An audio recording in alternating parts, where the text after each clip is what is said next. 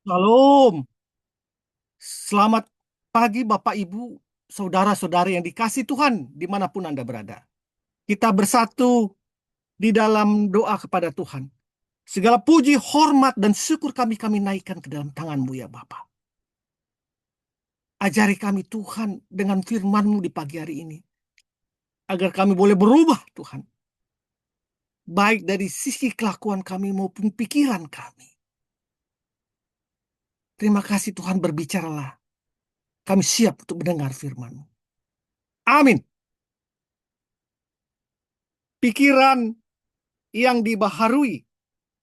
Landasan firman diambil dari Filipi 2 ayat 1-11 yang mengatakan, jadi karena dalam Kristus ada nasihat, ada penghiburan kasih, ada persekutuan roh, ada kasih mesra dan belas kasihan. Sempurnakanlah sukacitaku dengan ini. Hendaklah kamu sehati sepikir dalam satu kasih, satu jiwa, satu tujuan, tanpa mencari kepentingan sendiri atau pujian yang sia-sia. Sebaliknya hendaklah dengan rendah hati yang seorang menganggap yang lain lebih utama daripada dirinya sendiri. Janganlah tiap-tiap orang hanya memperhatikan kepentingannya sendiri, tetapi kepentingan orang lain juga. Hendaklah kamu dalam hidupmu bersama menaruh pikiran dan perasaan yang terdapat juga dalam Kristus Yesus.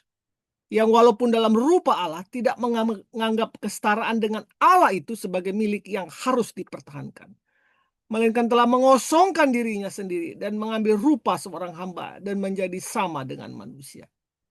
Dalam keadaan sebagai manusia, ia telah merendahkan dirinya dan taat sampai mati, bahkan sampai mati di kayu salib.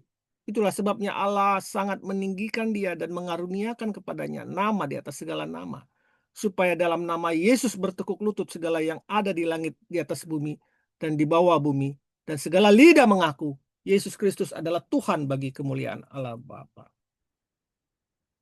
Bapak, Ibu, saudara-saudari yang dikasih Tuhan, gerakan tuntutan rakyat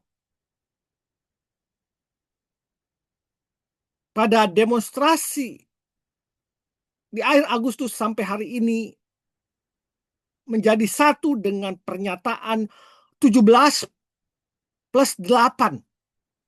Gerakan tuntutan rakyat 17+8 ramai disuarakan warganet di media sosial, termasuk oleh figur politik, figur publik seperti Jeremy Point, Fatin Izati, Andovi de Lopez, hingga aktivis Adita Utari.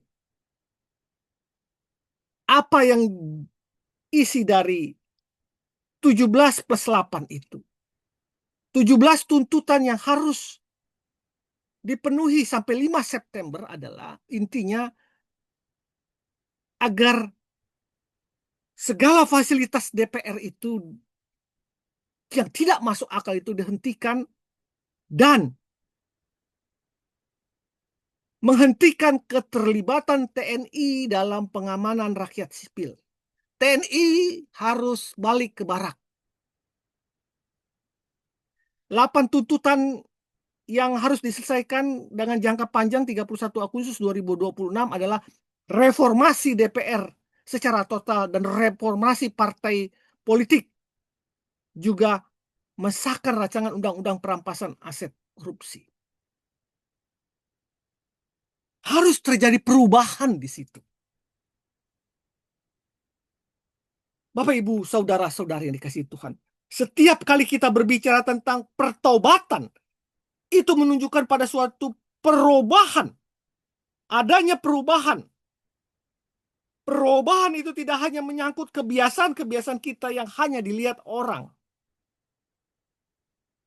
tetapi yang ditekankan atau yang lebih penting di sini adalah perubahan di dalam cara berpikir. Jika kita mau menjadi ciptaan baru, kita harus bersedia menyerahkan tubuh, jiwa, dan roh kita. Termasuk di dalam jiwa itu adalah pikiran kita. Pikiran memegang peranan penting dalam hidup kita. Karena itu harus mengalami pembaharuan.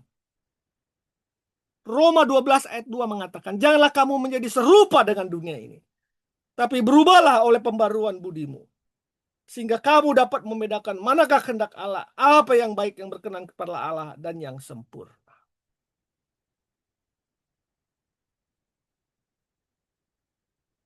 Perubahan yang terjadi, yang kita inginkan di DPR, perubahan yang terjadi kita inginkan di dalam pemerintahan kita,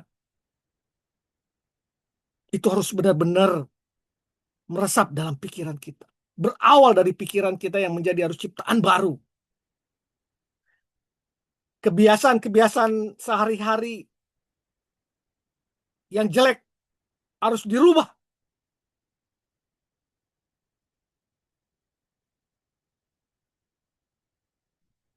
Pikiran merupakan sasaran empuk yang sering kali dipakai oleh iblis untuk membuat kita jatuh.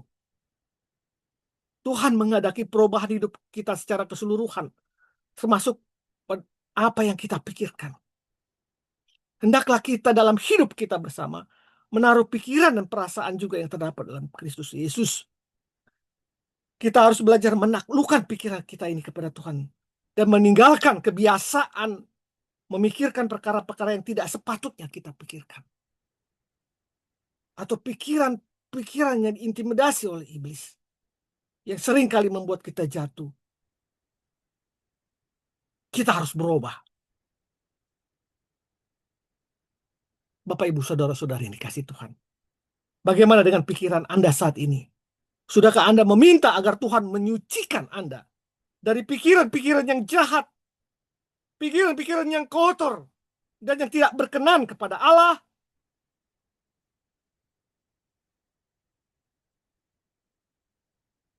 Tidak cukup hanya meminta Tuhan menyucikan pikiran Anda, tetapi harus disertai usaha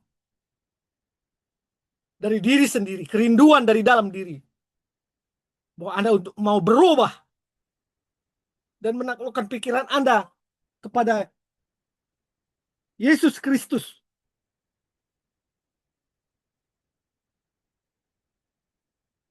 Dan salah satu cara yang jitu adalah dengan mengisi pikiran Anda dengan kebenaran-kebenaran dan kekudusan firman Tuhan. Mari kita berdoa. Bapa yang berada dalam kerajaan surga, kuduskan pikiranku senantiasa Tuhan, agar aku layak di hadapan. Sanggupkan aku senantiasa melalui Roh Kudus-Mu untuk semakin berkenan dan menyenangkan hati-Mu di dalam seluruh perubahan hidup. Dalam nama-Mu yang kudus aku berdoa. Amin. Pikiran-pikiran yang jahat akan menjadi jaring yang menyerat Anda. Selamat pagi, selamat berkarya. Tuhan Yesus memberkati kita. Amin. Amin. Amin.